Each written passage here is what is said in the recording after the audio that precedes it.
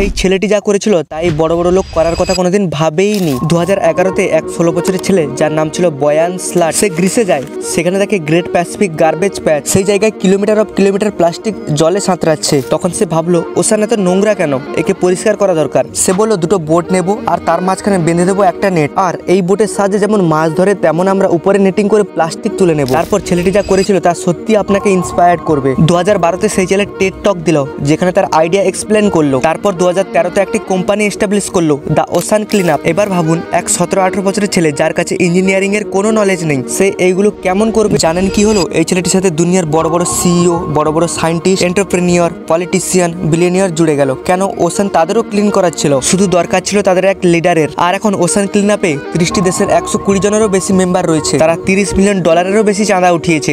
আগের বছর এই সংস্থা 11,000 টন নোংরা সমুদ্র থেকে বের করেছিল। পয়েন্ট এটা হলো, আইডিয়ার কোনো মূল্য নেই, মূল্য তখন হয় যখন তাতে কেউ অ্যাক্ট করে।